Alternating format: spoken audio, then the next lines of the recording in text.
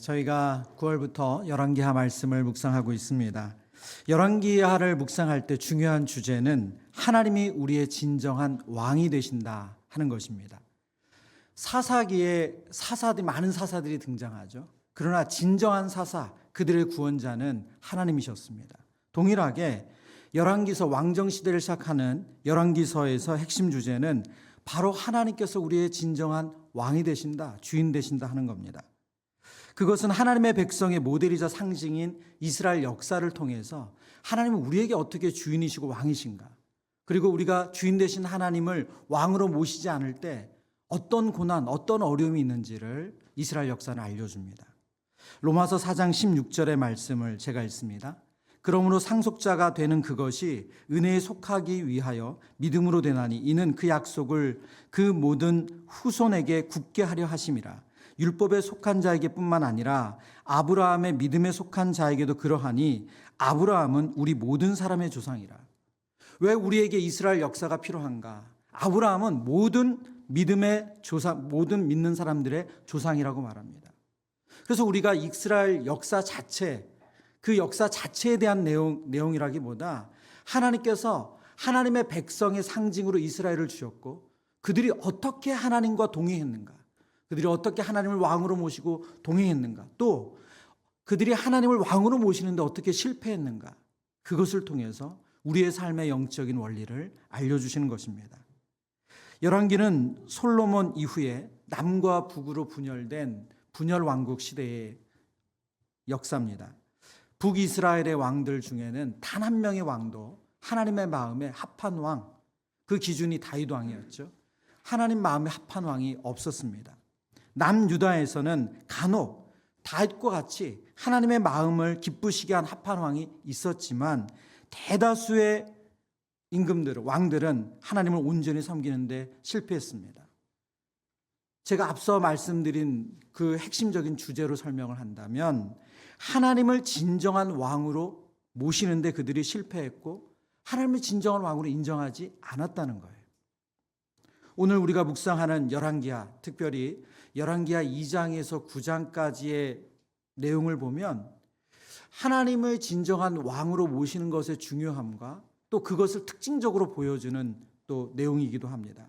그 이유는 열왕기하 2장에서 9장에는 왕들의 이름이 거의 등장하지 않아요. 선지자의 사역을 통해서 하나님의 기적을 비중 있게 다룹니다. 왕의 이름은 거의 언급되지 않고 또 왕이 그 백성들을 돌보거나 나라를 다스리는 내용이 거의 나오지 않습니다. 대신 엘리사를 통해서, 하나님께서 세우신 선지자 엘리사를 통해서 가난한 자들 먹이시고 돌보시고 치유하시고 또 죽은 자를 살리시고 전쟁에서 승리케 하시는 내용을 보여주세요. 왜 이렇게 이 내용을 보여주시는가? 진정한 이스라엘의 왕은 하나님이시라는 거예요. 눈에 보이는 사람이 아니라. 오늘 말씀 또한 그 관점에서 우리가 함께 묵상하길 원합니다. 당시 북이스라엘은 아람과 국경을 맞대고 있었습니다. 이스라엘 역사를 보면 이스라엘의 주변국들의 관계를 보면 이스라엘이 힘이 커질 때, 특별히 통일왕국 시대가 그렇죠. 사울, 그 다음에 다윗, 그리고 솔로몬까지 그 시대 이스라엘의 힘이 커지면 주변국들이 이스라엘에게 조공을 바치고 무릎을 꿇습니다. 그러나 반대로 이스라엘은 약해지고 주변국들이 힘이 커지기 시작하면 그들은 주변국의 침략을 받으면서 아람이든 주변 나라든 조공을 바치거나 그리고 여러 노예로 팔려가는 일들이 생깁니다. 사무엘하 8장에 보면 이런 기록이 있습니다. 다윗이 다메섹 아람의 수비대를 두매 아람 사람이 다윗의 종이 되어 조공을 바치니라. 앞서 말씀드린 것처럼 다윗 시대에는 아람 사람들이 다윗에게 조공을 바쳤어요. 그러나 우리가 읽고 있는 열왕기하, 오늘의 본문의 배경은 전혀 그렇지 않습니다. 우리가 열왕기하에 나오는 나아만 장군의 사건을 통해서 본 것처럼 나아만 군대 장군이 자기 나병을 치료해달라고, 치료하길 원한다고 이스라엘에 찾아오자 이스라엘의 왕이 어떻게 합니까? 그들이 우리를 어떻게 해하려고 이런 무리한 요구를 하는가 하고 마음이 무너지죠. 바로 아람 앞에 이스라엘은 너무너무 작아 있을 때입니다. 오늘 바로 그런 상황에, 똑같은 상황에 놓여 있어요. 그러면 특별히 아람은 왜 이스라엘을 자꾸 그렇게 침공하는가? 지리적인 이유가 있는데요. 아람은 애굽과 무역을 통해서 그들의 경제를 유지했습니다. 그런데 바로 그들이 애굽으로 갈 수가 없어요. 그래서 이스라엘을 관통해야지만 갈 수 있어요. 그런 지리적인 이유가 작용했습니다. 오늘 본문에 보면 아람의 군대가 또다시 이스라엘을 침공하죠. 그런데 아람의 군대가 이스라엘을 넘어올 때마다 전략적으로 어떤 곳에 진을 치고 그리고 이스라엘 군대를 공격할 때마다 놀랍게도 꼭 누가 그것을 알려준 것처럼 이스라엘 군대가 미리 그것을 다 대비하고 있었다는 거예요. 그래서 아람의 군대의 침공이 하나도 성공하지 못했어요. 오늘 성경이 그것을 알려줍니다. 그러니 합리적인 의심이 들잖아요. 아람의 왕이 이거 분명히 우리 안에 스파이가 있다. 내통하는 사람이 있다. 오늘 본문을 볼까요? 열왕기하 6장 11절 12절의 말씀입니다. 이러므로 아람 왕이 마음이 불안하여 그 신복들을 불러 이르되 우리 중에 누가 이스라엘 왕과 내통하는 것을 내게 말하지 아니하느냐 하니 12절 함께 읽습니다. 그 신복 중에 한 사람이 이르되 우리 주 왕이여 아니로소이다. 오직 이스라엘 선지자 엘리사가 왕이 침실에서 하신 말씀을 이스라엘 왕에게 고하나이다 하는지라. 지금 이스라엘 왕, 이 아람의 왕은 합리적인 의심을 하는 거죠. 아니 한 번도 아니고 두 번도 아니고 어떻게 번번이 모든 침투하는 계획, 모든 전쟁을 하려는 그 계획이 꼭 그들이 알고 있었던 것처럼 다 수포로 돌아갈 수가 있는가. 그런데 아람의 왕의 신하 중에 한 사람이 그 비밀을 알려줍니다. 오직 이스라엘의 선지자 엘리사가 왕이 침실에서 하신 말씀을 이스라엘 왕에게 고하나이다. 이스라엘은 선지자가 있습니다. 엘리사라는 선지자가 있습니다. 그는 하나님과 연결된 사람입니다. 그래서 그가 왕이 침실에서 하는 말도 다 듣고 알려주고 있습니다. 이제 아람 왕은 이 전쟁에 이기기 위해서 그가 해야 할 일은 이 엘리사를 잡는 거죠. 엘리사가 없어야지만 이 전쟁을 이길 수 있는 거잖아요. 그래서 엘리사가 거하는 도단으로 향하게 됩니다. 오늘 본문은 왕이신 하나님께서 어떻게 엘리사는 물론이고 도단에 있는 이스라엘 백성 그리고 이스라엘의 전 왕과 그 모든 백성을 어떻게 구원하셨는가 하는 것을 우리에게 보여줍니다. 하나님께서 엘리사와 그 백성을 지키시는 이 영적인 원리를 통해서 저와 여러분이 만날 수 있는 인생의 고난, 우리 힘으로 도저히 감당할 수 있는 인생의 어려움 가운데 하나님께서 우리를 어떻게 도우시는지를 우리가 함께 깨닫기를 원합니다. 그 첫 번째, 왕이신 나의 하나님께서는 어떻게 우리를 도우시는가? 왕이신 하나님이 그 백성을 반드시 보호하신다는 거예요. 열왕기하 6장 15절의 말씀인데요. 열왕기하 6장 15절.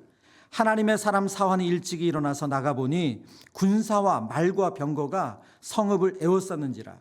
그의 사환이 엘리사에게 말하되 내 주여 우리가 어찌하리이까 하니.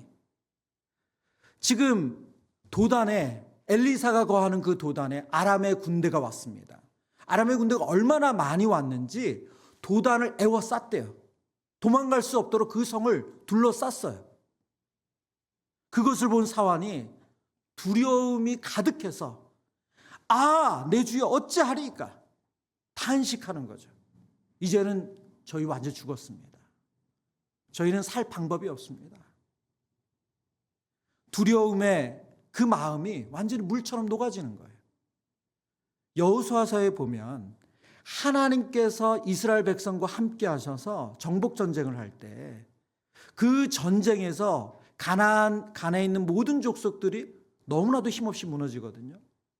이스라엘이 그 전쟁에 승리하는 소식을 들은 가나안 백성들이 오늘 성경의 여호수아서의 표현을 보면 마음이 물처럼 됐다고 말해요. 물처럼 녹아졌대요. 오늘 이 엘리사의 사환, 엘리사를 돕는 그 청년의 마음이 그랬습니다. 내 주여 어찌하리이까. 그런데 하나님은 그런 엘리사와 그 사환과 도단에 있는 모든 사람들을 하나님의 함부로 도우세요. 열왕기하 6장 17절은 우리 소리내서 같이 읽어보겠습니다. 기도하여 이르되 여호와여 원하건대 그의 눈을 열어서 보게 하옵소서 하니 여호와께서 그 청년의 눈을 여심해 그가 보니 불말과 불병거가 산에 가득하여 엘리사를 둘렀더라. 아멘. 아람의 군대가 도단을 완전히 에워쌌는데 엘리사는 전혀 걱정을 하지 않고 있었어요. 전혀 두려워하지 않았어요. 이유는 뭐냐면 그의 눈에 도단을 둘러싼 아람의 군대보다 더 많고 더 큰 하나님이 보내신 불말과 불병거가 그들을 둘러싸고 있었기 때문에 엘리사의 사화는 전혀 그것을 보지 못했습니다. 육안으로 보이는 아람의 군대밖에 못 봤어요. 그런데 엘리사가 기도하는 것을 통해서 사환의 눈이 열리고 그동안 눈에 보이지 않던 하나님이 보내신 하나님의 군대 불말과 불병거를 보게 됩니다. 여러분, 하나님은 하나님의 백성들을 반드시 지키시고 보호하세요. 이 대목에서는 아멘이 좀 크게 나와야 되는데 우리 한 번 더 해보죠. 하나님은 그 백성과 그 자녀를 반드시 지키시는 분입니다. 아멘입니다. 여러분, 이것은 이스라엘의 역사를 우리가 지금 무슨 동화 속의 이야기 소설책처럼 읽는 게 아니에요. 유다서에서 이렇게 우리에게 약속의 말씀을 하세요. 유다서 1장 24절 25절의 말씀인데요. 능히 너희를 보호하사 거침이 없게 하시고 너희로 그 영광 앞에 흠이 없이 기쁨으로 서게 하시리 곧 우리 구주 홀로 하나이신 하나님께 우리 주 예수 그리스도로 말미암아 영광과 위엄과 권력과 권세가 영원 전부터 이제와 영원토록 있을지어다. 아멘. 여러분, 그 시작이 어떻습니까? 능히 너희를 보호하사 거침 없게 하시고 너희로 그 영광 앞에 흠이 없게 서게 하신대요. 하나님의 자녀된 저와 여러분을 예수 그리스도께서 능히 보호하사 하나님의 영광 앞에 우리가 기쁨으로 서게 하신대요. 그게 우리 하나님이 하시는 일이에요. 여러분이 아무래도 확신을 못하는 것 같아요. 다시 한번 디모데후서 1장 12절의 말씀입니다. 디모데후서 1장 12절 같이 읽죠. 이로 말미암아 내가 또 이 고난을 받되 부끄러워하지 아니함은 내가 믿는 자를 내가 알고 또한 내가 의탁한 것을 그날까지 그가 능히 지키실 줄을 확신함이라. 아멘. 아멘입니다. 제가 오늘 저희 금요일 오후 5시면 전체 교육자들이 모여서 늘 회의를 하거든요. 그 회의 말미에 제가 그런 얘기를 했어요. 사역을 하면서 많은 기쁨의 순간이 있지만 정말 저에게 주신 기쁨이 있다면 하나님 말씀으로 제 영을 살아나게 하시는 거예요. 오늘 이 말씀을 묵상하고 또 이 말씀을 설교를 준비하면서 있는데요. 정말 제 영이 살더라고요. 여러분, 지금 사도 바울이 뭐라고 말합니까? 내가 또 이 고난을 받되 부끄러워하지 아니함은 내가 믿는 자를 내가 알고 또한 내가 의탁한 것을 그날까지 그가 누구세요? 예수 그리스도께서. 예수 그리스도께서 능히 사도 바울을 지켜주신대요. 여러분, 여기서 사도 바울에게는 죽음도 고난의 일부일 뿐이에요. 하나님의 영광 앞에 서는 것, 하나님 앞에 서는 그날까지 하나님 나를 책임지신다는 거예요. 그 강한 확신, 그 철저한 확신이 지금 바울에게 있어요. 그래서 지금 바울이 어떤 고난을 받더라도 그것이 자신에게 수치나 부끄러움이 아니라는 거예요. 왜요? 하나님은 그 고난 가운데서 하나님의 영광 앞으로 반드시 세워주실 거기 때문에 그것으로 망하는 게 아니라는 거예요. 여러분, 지금 엘리사와 이스라엘의 역사, 북이스라엘의 역사를 통해서 하나님은 그들 가운데 있었던 그 신비한 하나님의 도우심을 통해서 우리에게 다시 한번 그 약속을 보여주고 계세요. 저와 여러분이 도저히 상상할 수 없는 고난을 만날 수 있습니다. 이해도 되지 않고 감당도 안 되는 일 만날 수 있어요. 그런데 그 어떤 고난, 어려움이라 할지라도 하나님께서 우리를 능히 그 영광 앞에 서도록 끝까지 지켜주실 줄 믿습니다. 이것이 오늘의 고난 앞에서 우리가 믿음으로 담대히 설 수 있게 하는 거예요. 엘리사의 사환, 뒤에는 청년이라고 번역이 돼요. 이 청년은 아람의 군대를 보고 절망했어요. 왜요? 군대밖에 안 보였기 때문에. 뒤에 눈이 열려서 하나님 보내신 불말과 불병거를 보고 그의 마음이 바뀌죠. 우리를 끝까지 책임지시고 능히 그 영광 앞에 서게 하실 하나님께서 저와 여러분을 끝까지 책임지실 줄 믿습니다. 두 번째, 왕이신 나의 하나님은 왕이신 하나님을 믿음의 눈으로 볼 때 두려움이 사라지게 하세요. 두려움이 사라지게 하세요. 오늘 본문 묵상의 중요한 주제는 믿음의 눈이 열리는 겁니다. 엘리사가 보았던 것을 사환, 그 청년은 보지 못했어요. 하나님께서 보내신 불말과 불병거가 분명히 도단을 둘러싸고 있는데 전혀 그것을 보지 못했어요. 열왕기하 6장 17절 말씀입니다. 열왕기하 6장 17절 우리 같이 한번 읽어봅니다. 기도하여 이르되 여호와여 원하건대 그의 눈을 열어서 보게 하옵소서 하니 여호와께서 그 청년의 눈을 여심해 그가 보니 불말과 불병거가 산에 가득하여 엘리사를 둘렀더라. 여러분, 두려움이 언제 사라집니까? 믿음의 눈을 뜰 때예요. 믿음의 눈이 열릴 때 두려움이 사라지는 줄 믿습니다. 여러분, 아람의 군대가 재해석되는 게 아니에요.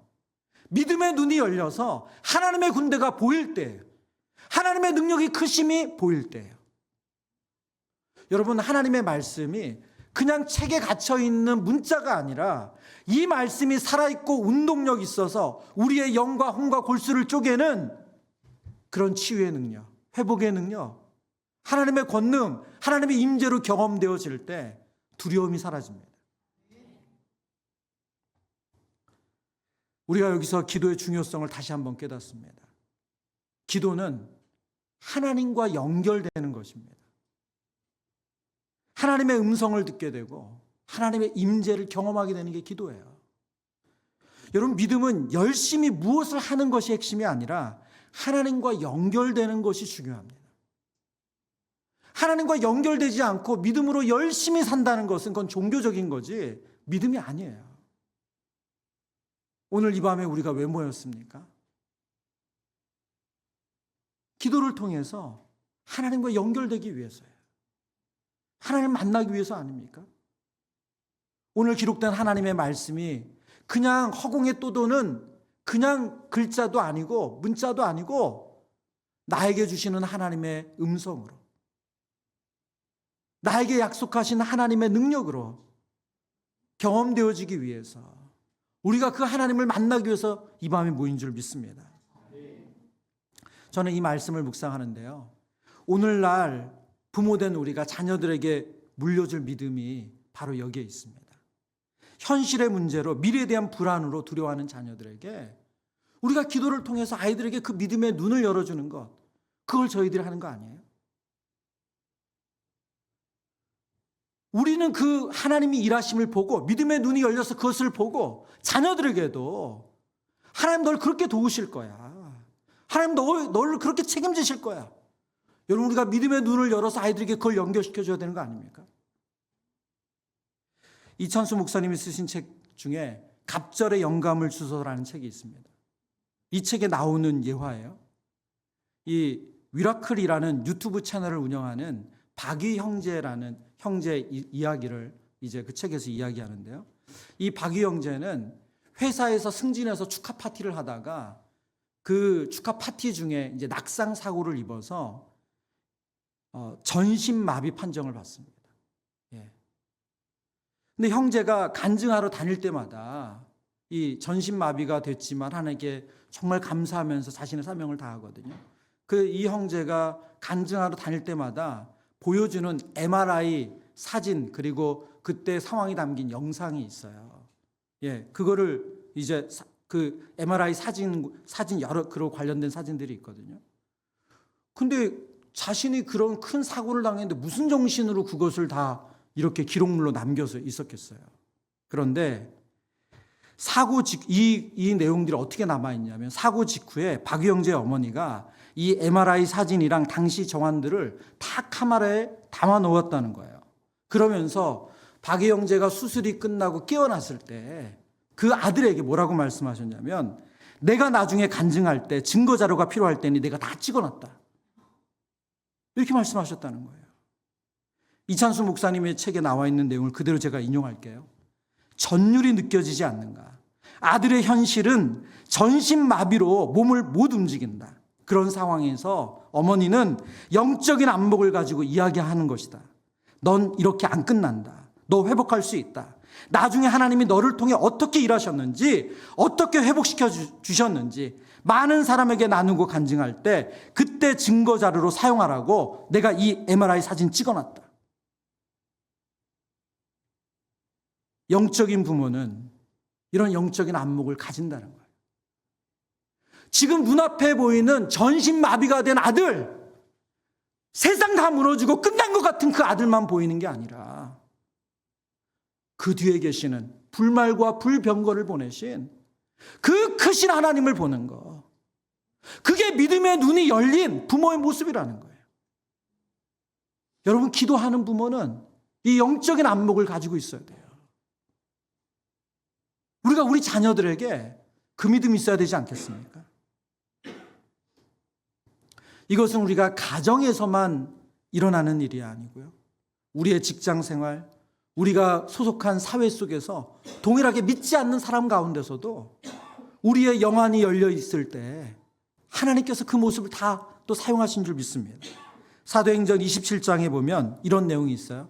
사도행전 27장 24절 25절인데요. 바울아 두려워하지 말라. 내가 가이사 앞에 서야 하겠고 또 하나님께서 너와 함께 항해하는 자를 다 내게 주셨다 하였으니 그러므로 여러분이여 안심하라. 나는 내게 말씀하신 그대로 되리라고 하나님을 믿노라. 이 말씀의 내용은 어떤 것이냐면 사도 바울이 로마로 압송해 가는 중입니다.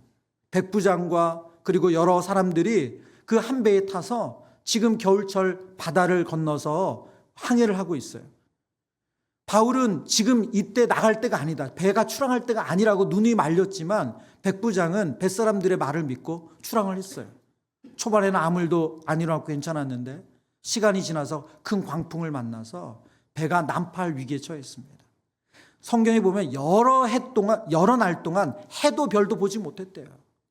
바다에서 칠흑 같은 어둠 그리고 파도랑 싸우면서 죽음의 두려움이 그들에게 가득 찼어요. 그런데 그 밤에 하나님께서 바울에게 말씀하신 거예요. 바울아 두려워하지 말라. 내가 가이사 앞에 선다. 무슨 말이에요? 이 배가 난파되고 다 죽을 것 같은 이 위기에서 하나님 지켜주신다는 거예요. 그리고 너와 함께한 사람들도 다 살아날 것이다. 바울이 두려워서 아무것도 하지 못하는 그 사람들, 그 백부장에게 이야기를 전하는 거예요.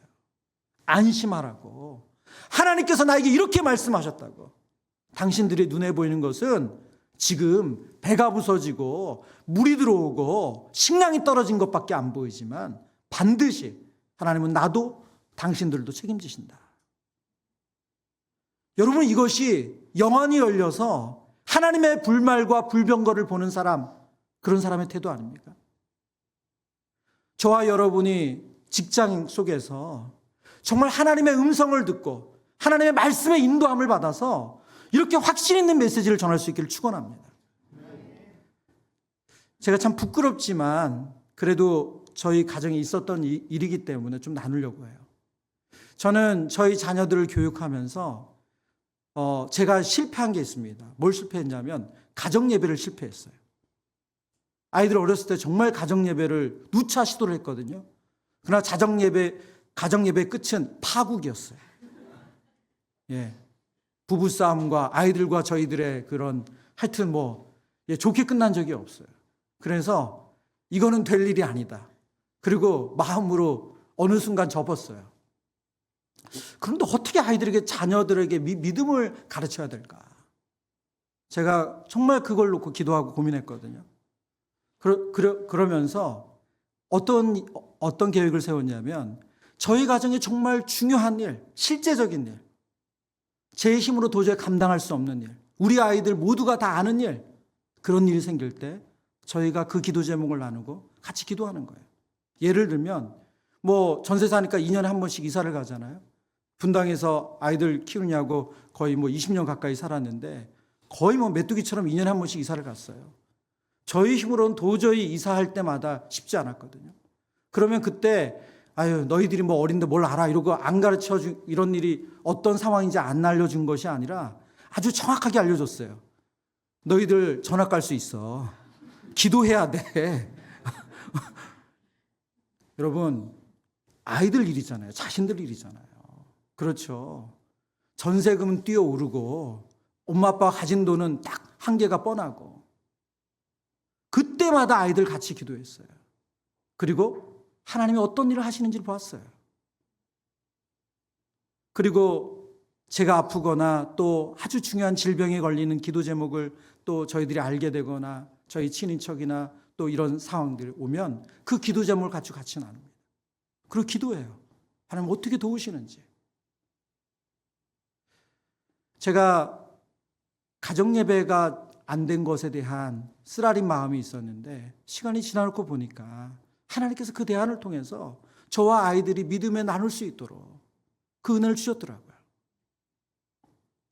오늘 이 밤이 하나님께서 저와 여러분에게 믿음의 눈을 열어서 정말 우리 자녀들에게 그 영안이 열린 안목을 가지고 하나님이 너를 책임지신다, 그렇게 확신 있게 전할 수 있는 복된 밤이 되길 축원합니다. 세 번째, 왕이신 나의 하나님은 하나님의 백성을 하나님의 방법으로 세상을 이길 수 있도록 도우세요. 북이스라엘을 침략한 아람의 군대가 자신들이 전쟁에 이기려면 엘리사를 잡아야 된다는 것을 알았습니다. 그래서 도단을 에워쌌어요. 그런데 아람의 군대가 그곳에 도착하고 나서 그들의 예상대로 흘러가지 않아요. 도단에 도착해서도. 아주 특이한 일이 생기죠. 이 성경을 보면 이 일이 어떤 일인가 사실 저희가 해석도 불가해요. 본문을 볼까요? 열왕기 하 6장 20절의 말씀, 이 결론적인 내용인데 우선 이 말씀을 보죠. 같이 읽습니다. 사마리아에 들어갈 때 엘리사가 이르되 여호와여 이 무리의 눈을 열어서 보게 하옵소서 하니 여호와께서 그들의 눈을 여심해 그들이 보니 자기들이 사마리아 가운데 있더라. 아멘. 지금 이 상황이 어떤 상황이냐면 도단을 아람의 군대가 둘러쌌어요. 그리고 엘리사가 나타납니다. 그리고 아람의 군대에게 말해요. 너희가 찾는 사람에게로 내가 데려다 줄게. 자긴데. 그렇죠? 근데 사람들의 눈이 어두워졌어요. 엘리사가 그렇게 기도했죠. 그들의 눈이 어두워졌대요. 뭐 성경학자들 중에는 그게 시야가 좁아진 거다라고 해석하기도 해요. 어쨌든 그들의 육안으로서는 길을 찾을 수 없는 상황이었다는 거예요. 그래서 엘리사가 인도하는 대로 그들의 군대가 움직일 수밖에 없었어요. 그들이 원하는 사람을 찾기 위해서. 그래서 도단에서 사마리아까지는 약 16km라고 해요. 예, 16km. 뭐 짧다고 하면 짧을 수 있지만 그렇게 짧은 거리는 아니죠. 이 16km가 되는 거리를 엘리사의 인도함을 받으면서 아람의 군대가 계속 옮겨 다닙니다. 근데 와보니까 그들이 눈이 열려서 딱 와보니까 어디에 와 있어요? 사마리아 성 안에. 이스라엘의 군대가 그들을 포위하는 상황에 놓여 있게 된 거예요. 너무 놀라운 상황이 펼쳐졌죠. 그런데 이 상황에서 그것을 눈으로 본 이스라엘의 왕이 너무 흥분했어요. 이런 절호의 기회가 어디 있습니까? 아람의 군대를 괴멸할 수 있는 기회잖아요. 그러니까 엘리사에게 말해요. 본문에 보면 아버지여 이런 표현을 쓰는데 존칭이죠. 아버지여 치리이까? 이들을 치리이까? 2번이나 반복을 해요. 이들을 죽여도 됩니까? 이들을 괴멸해도 됩니까? 열왕기하 6장 22절입니다. 대답하되 치지 마소서. 칼과 활로 사로잡은 자인들 어찌 치리이까. 떡과 물을 그들 앞에 두어 먹고 마시게 하고 그들의 주인에게로 돌려보내소서 하는지라. 이스라엘의 왕은 아람의 군대를 괴멸할 수 있는 이 절호의 찬스 치리이까? 죽여도 됩니까? 라고 묻지만 엘리사는 안 된다는 거예요. 엘리사가 지금 하는 말은 무슨 말이냐? 우리말 번역이 좀 어려운데요. 그들은 당신이 힘으로 이렇게 잡은 사람들이 아니고 하나님 잡게 하셨다는 거예요. 그리고 이들은 포로예요. 고대 근동에서 포로는 살해할 수가 없습니다. 노예로는 삼을 수 있지만 함부로 해할 수 없어요. 그들은 포로예요. 지금 그 사실을 알려주는 거예요. 그들을 죽이는 건 합당하지 않다는 거예요. 그런데 여기서 멈추지 않죠. 엘리사가 뭐라고 말합니까? 그들에게 떡과 물을 그들 앞에 두래요. 떡과 물을 그들에게 두래요. 적인 그들에게, 원수인 그들에게 그들이 먹을 거, 그들의 필요를 채워주라고 말하고 있어요. 열왕기하 6장 23절입니다. 같이 읽어보겠습니다. 왕이 위하여 음식을 많이 베풀고 그들이 먹고 마심에 놓아보내니 그들이 그들의 주인에게로 돌아가니라. 이로부터 아람의 군사의 부대가 다시는 이스라엘 땅에 들어오지 못하니라. 아멘. 이스라엘 왕이 선지자 엘리사의 말에 순복합니다. 그리고 본문 23절에 보면 왕이 위하여 음식을 많이 베풀었대요. 그들이 충분히 먹을 수 있게 했다는 거예요. 그리고 그들을 다시 아람 땅으로 돌려보냈어요. 그런데 그 다음의 결과가 중요합니다. 이로부터 아람의 군사의 부대가 다시는 이스라엘 땅에 들어오지 못했대요. 그 땅에 평화가 임했다고 말하고 있어요. 여러분, 세상의 방법은 그런 기회를 잡으면 밟아놓는 게 맞습니다. 확실하게 더 이상 일어나지 못하도록 무릎 꿇게 하는 게 맞아요. 그러나 하나님의 방법은 세상을 그렇게 이기지 않아요. 로마서 12장 20절 21절 우리가 아주 잘 아는 말씀이죠. 내 원수가 줄이거든 먹이고 목마르거든 마시게 하라. 그리함으로써 내가 숯불을 그 머리 위에 쌓아 놓으리라. 21절 같이 읽습니다. 선으로 악을 이기라. 아멘.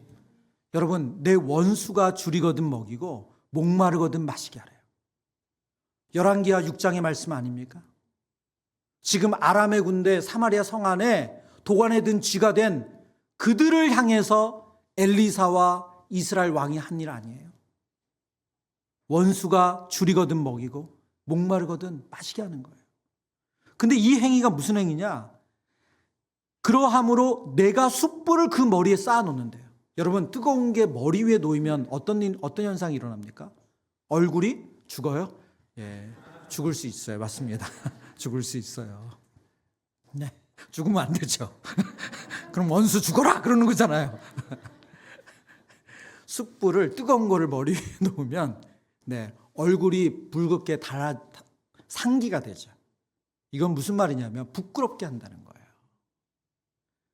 이 자비와 긍휼과 사랑이 그 사람을 부끄럽게 한다는 거예요.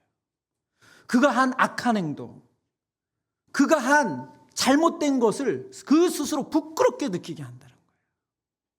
그게 악에게 지지 않고 선으로 악을 이기는 거예요. 여러분, 하나님께서 하나님을 왕으로 모신 엘리사를 통해서 하나님의 백성이 세상과 어떻게 싸워야 되는가?